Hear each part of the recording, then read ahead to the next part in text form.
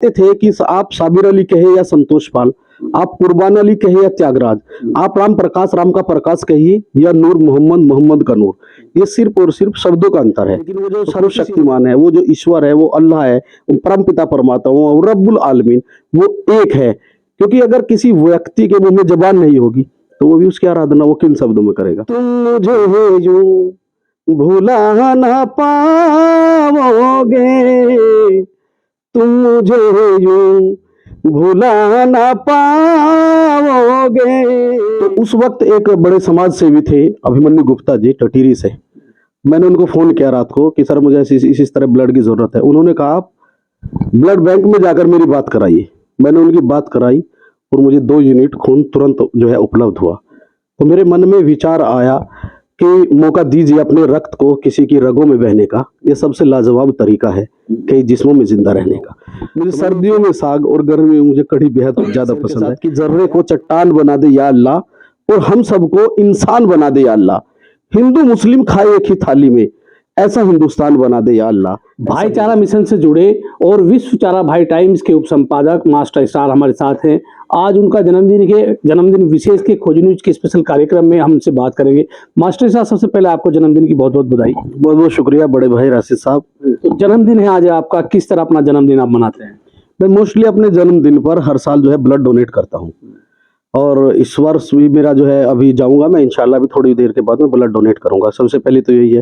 फिर मैं अपने जन्मदिन पर लोगों को, मेरी कोशिश यह रहती है कि देश में प्यार मोहब्बत अमन भाईचारा कायम रहे, उसी के लिए मैं जीता हूँ। तो जन्मदिन पर आप ब्लड डोनेट करते हैं, कैसे विचार आया था, कब ये सबसे पहले मन में आया कि मुझे ब्लड डोनेट करना चाहिए, अपने जन्मदिन को इस तरह से मैं सेलिब्रेट करूँ? देखिए, एक वक्त ऐसा हुआ, मेरी अहलिया मेरी बीवी की तबीयत खराब हो गई थी अचानक, लगभग 10 साल पहले की बात है। तो मुझे हॉस्पिटल में एडमिट थी, रात के 2 बजे ब्लड की जरूरत पड़ी। तो जब मैं ब्लड की जरूरत पड़ी, मेरा कोई चिर परिचित नहीं था ब्लड देने वाला। तो उस वक्त एक बड़े समाज सेवी थे अभिमन्यु गुप्ता जी टटीरी से। मैंने उनको फोन किया रात को कि सर मुझे इस तरह ब्लड की जरूरत है। उन्होंने कहा आप ब्लड बैंक में जाकर मेरी बात कराइए। मैंने उनकी बात कराई और मुझे 2 यूनिट खून तुरंत जो है उपलब्ध हुआ। तो मेरे मन में विचार आया कि मौका दीजिए अपने रक्त को किसी की रगों में बहने का। ये सबसे लाजवाब तरीका है कई जिस्मों में जिंदा रहने का। तो मैंने उस वक्त ठाना कि हम ब्लड डोनेशन की एक मुहिम चलाएंगे और हमारी जो है राहत की मुहिम के नाम से ब्लड डोनेट की भी एक जो है मुहिम है। आप राहत के नाम से मुहिम चलाते हैं, ब्लड डोनेट करते हैं। कोई ऐसा मौका आपकी ज़िंदगी में आया हो जब से आपने ब्लड डोनेट करना शुरू किया है कि किसी को बहुत तत्कालिक ज़रूरत थी ब्लड की और आपने उसको दिया, उसकी जान बची? हाँ, ऐसे कई मौके आए हैं। मेरे साथ तो हमेशा तैयार रहते हैं डॉक्टर साविज राव। जब भी किसी को ब्लड की जरूरत होती है फोन आता है तुरंत, तो हम पहुंचते हैं। पहले तो मालूम ये करते हैं कि परिवार में कोई देने वाला है या नहीं है। अगर परिवार में कोई ब्लड देने वाला नहीं है तो हमारी कोशिश रहती है, हमारी पूरी टीम है, हमारी पूरी टीम में से कोई ना कोई व्यक्ति उसको ब्लड डोनेट जरूर कराता है। तो मिशन भाईचारा से आप जुड़े हैं, मिशन भाईचारा क्या है, किस तरह काम करते हैं, क्या इसका तरीका है? देखिए, भाईचारा मिशन जो है, इसकी शुरुआत 1 अप्रैल सन 1978 ईस्वी को तत्कालीन केंद्रीय मंत्री मरहुमारी बेग साहब ने की थी। और उन्होंने उनसे प्रेरणा लेकर, वो बताते थे कि आप साबिर अली कहे या संतोष पाल, आप कुर्बान अली कहे या त्यागराज, आप राम प्रकाश राम का प्रकाश कहिए या नूर मोहम्मद मोहम्मद का नूर, ये सिर्फ और सिर्फ शब्दों का अंतर है। तो कोशिश यही रहती है कि लेक ऑफ एजुकेशन, जो इल्म की कमी है, जो शिक्षा का अभाव है, उसको भी दूर किया जाए, ताकि ना तेरा है ना मेरा है, ये हिंदुस्तान सबका है। नहीं समझी गई यह बात तो फिर नुकसान सबका है। कोशिश यही रहती है कि देश में मोहब्बत प्यार अमन भाईचारा वो कायम रहे। दिलों से जो नफरतें हैं उनको मिटाने के लिए हम हमेशा सदैव तत्पर रहते हैं। कितना इसमें आप कामयाबी पाते हैं, कितने लोगों को जोड़ पाए हैं, आपका पूरा संगठन किस तरह काम करता है?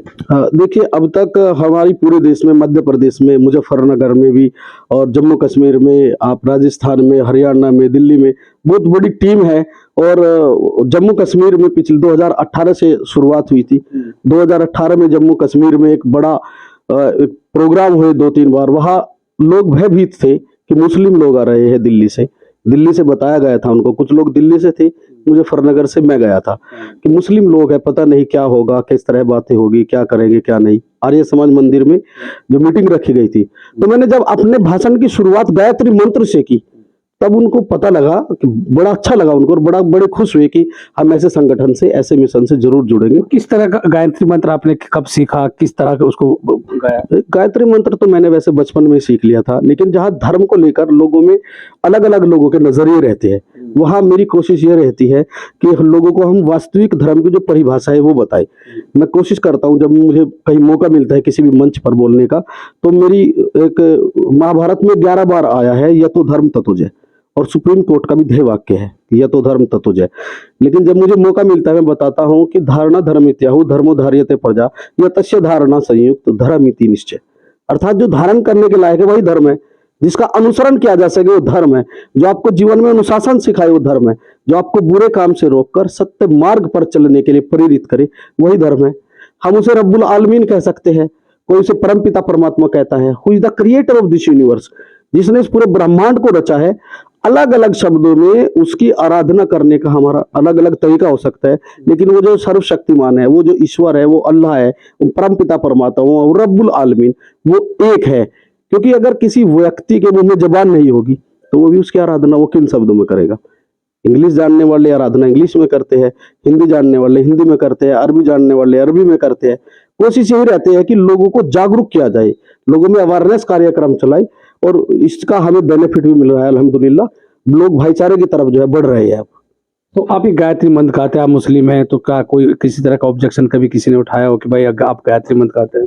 नहीं, कभी इस तरह की कोई दिक्कत नहीं, क्योंकि जब मैं बोलता हूँ कि सर्वे भवन्तु सुखिनः सर्वे सन्तु निरामया सर्वे भद्राणि पश्यन्तु मा कश्चित् दुःख भाग् भवेत्, मैं इसके मतलब को जानता हूँ। मुझे पता है कि सर्वे भवन्तु सुखिनः, सब सुखी हो, सर्वे सन्तु निरामया, सब निरोगी काया हो। हम बोलते हैं अल्लाह सबको शिफा दे, सबका भला कर, सर्वे सन्तु सर्वे भद्राणि, सभी का भला हो। हम बोलते हैं अल्लाह सबका भला कर, तत्पश्चात हमारा भी भला हो, हमारा भी कल्याण हो। तो इसमें दिक्कत की तो मैं नहीं मानता, क्योंकि ये तो शब्दों का ही तो अंतर है। अब मुझे किसी ने कभी कुछ नहीं कहा, खुश होते हैं। मतलब मैंने मौलाना साहब के सामने भी और मुफ्ती साहब के सामने भी, सब हिंदू मुस्लिम सिख ईसाई बहुत सारे लोग बैठे रहते हैं, सबके सामने बोलता हूँ, क्योंकि जो शब्दों का अंतर है, कमी अगर है तो लेक ऑफ एजुकेशन है। अगर शब्दों के अंतर को समझ लिया जाए तो परेशानी नहीं है, क्योंकि जिस व्यक्ति के मुंह में जबान ही नहीं है वो भी तो उसकी आराधना करेगा, वो किन शब्दों में करेगा। तो ये तो सिर्फ और सिर्फ शब्दों का अंतर है, कभी कोई परेशानी नहीं आई। तो आपका जन्मदिन है, अभी आपने अपने मिशन की बात की, पत्रकारिता से आप जुड़े हैं, पत्रकारिता में आने के पीछे क्या आपका मकसद है? पत्रकारिता में आने का मकसद यही था कि मैंने मास कम्युनिकेशन में, मैं अब की बार मैंने पोस्ट ग्रेजुएट किया है पिछले साल। उससे पहले मैंने एमए इकोनॉमिक्स से और एमए इंग्लिश से किया है।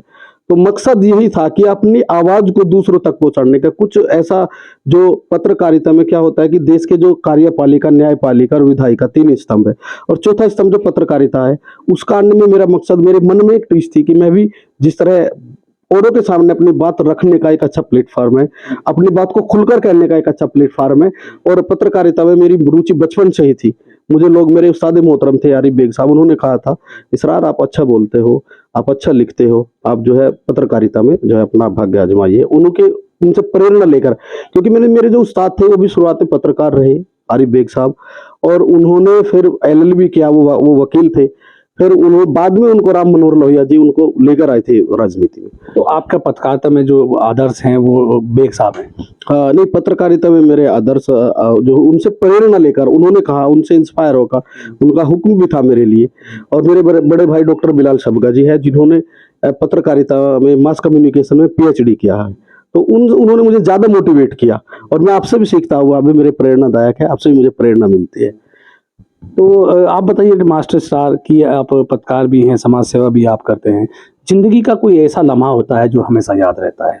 जिंदगी में कोई ऐसा लम्हा आपके साथ, कोई ऐसा वाकया गुजरा हो जो आपको हमेशा प्रेरणा देने का जिसने काम किया हो?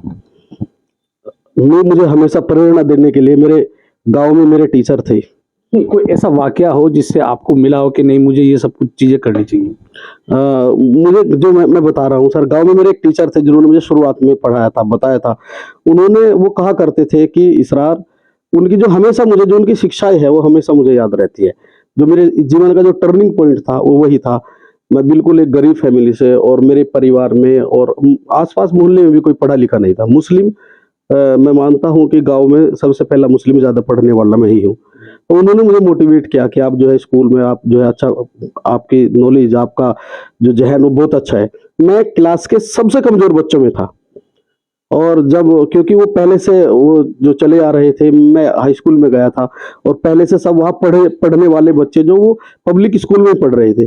तो मुझको जब शुरुआत में मैं सबसे हीन भावना महसूस करता था कि मैं क्लास में सबसे कमज़ोर हूँ। लेकिन मुझे 26 जनवरी को मुझे सबसे बेस्ट प्रोग्रेसिव स्टूडेंट का अवार्ड मिला था और मुझे ऊँचे उठाया था, गोद में उठाकर मुझे मेरे सर ने कहा था कि I am proud of you. तो वो मेरी ज़िंदगी का सबसे अच्छा ख़ास लम्हा है, मैं उसको कभी नहीं भूलता। तो आज का आप जन्मदिन है, जन्मदिन विशेष के कार्यक्रम में हमारे सवाल कुछ पर्सनल होते हैं। जब मास्टर इसरार अकेले होते हैं, क्या गुनगुनाना पसंद करते हैं? कोई गाना, कोई गज़ल? हाँ, हाँ, मुझे शौक है। जब मैं अकेला हूँ तो मैं गाना गुनगुनाना भी पसंद करता हूँ और मुझे अच्छे लगते हैं गाना भी, गीत भी, गज़लें भी। मेरी कोशिश रहती है कि जब मैं अकेला हूँ तो तन्हाई में अपने आप का मैं एन्जॉय करूँ। मैं अपना एन्जॉय अपने आप करता हूँ, खुद करता हूँ मैं। तो कौन-सा ऐसा गाना सबसे ज़्यादा है आपको पसंद है कि आप उसको गुनगुनाते हैं अकेले में है या कभी भी? कौन-सा ऐसा गाना है? जब मैं अकेला होता हूँ तो मेरी कोशिश ये रहती है, मुझे मोहम्मद रफ़ी का सबसे पसंद एक गाना है कि तुम मुझे यूँ भुला ना पाओगे। तुम मुझे यूँ भुला ना पाओगे, तुम मुझे यूँ भुला ना पाओगे, जब कभी भी सुनोगे गीत मेरे, संग संग तुम भी गुनगुनाओगे। हाँ, तुम मुझे यूँ भुला ना पाओगे। ये मुझे बहुत पसंद है ये गाना। मैं जब अकेले में रहता हूँ तो मैं इस गाने को गुनगुनाता हूँ और मोस्टली जो है मेरे जो गाने हुए वो भी कुछ इस तरह के होते हैं। मेरे फ़ोन में मुश्किल से 15 या 20 गाने हैं। उनमें से एक गाना जो मुझे बेहद ज़्यादा पसंद है, खलनायक फ़िल्म का एक गाना था कि ओ माँ तुझे सलाम, अपने बच्चे तुझको प्यारे रावण हो या राम।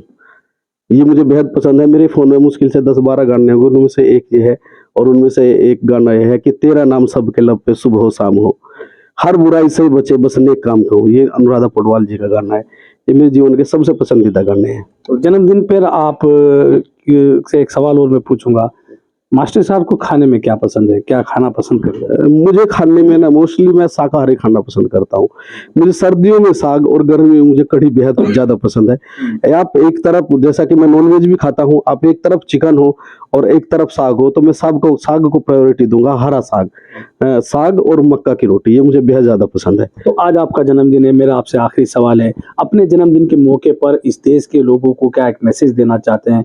क्या एक संदेश आप देना चाहते हैं कि इस देश में किस तरह से लोगों को रहना चाहिए, किस तरह इस देश को आगे बढ़ाने के लिए काम करना चाहिए? मेरी गुजारिश यही है अपने समस्त देशवासियों से कि मेरे देशवासियों, हमारा जो मुल्क है इसको जो है, इसमें हिंदू, मुस्लिम, सिख, ईसाई सभी धर्मों को मानने वाले और सभी धर्मों के अनुयायी इस देश में रहते हैं। हम जो है different caste creed community live in India, but जो संस्कृति की विशेषता है वो अनेकता में एकता है। तो हमें हमेशा अपने देश की संस्कृति को फॉलो करना चाहिए। सांस्कृतिक धरोहर हमारे देश की है कि हम आपस में मिलजुल कर रहे। हम भाषाओं का अंतर हो सकता है, हम सबका मालिक जो है वो रब्बुल आलमीन, वो ईश्वर, वो एक है। हम सबके बाबा, हम आदम अलैहिस्सलाम कह लीजिए या श्री मनु से मनुष्य की उत्पत्ति हुई है, तो हम सबके बाबा भी एक है, हम सबका मालिक एक है, हम सबकी माटी जो मोहब्बत से हम जिसको हम हिंदुस्तान कहते हैं, हम सबकी माटी एक है, तो हम सब एक है। तो हमारी कोशिश यही रहेगी कि मैं अंत में दुआ करता हूँ कि जब हम सबका मालिक एक है, हम सबके बाबा एक है, हम सबकी माटी एक है, तो हम सब एक है। तो मैं एक गुजारिश करूंगा एक शेर के साथ कि जर्रे को चट्टान बना दे या अल्लाह और हम सबको इंसान बना दे या अल्लाह, हिंदू मुस्लिम खाए एक ही थाली में, ऐसा हिंदुस्तान बना दे या अल्लाह, ऐसा हिंदुस्तान बना दे या अल्लाह। तो ये थे मास्टर इसरार जो समाज सेवा के क्षेत्र में, पत्रकारिता के क्षेत्र में काम करते हैं। आज उनका जन्मदिन था, जन्मदिन विशेष के मौके पर हमने उनसे बातचीत की। मैं हूँ राशिद अली और आप देख रहे हैं खोजी न्यूज।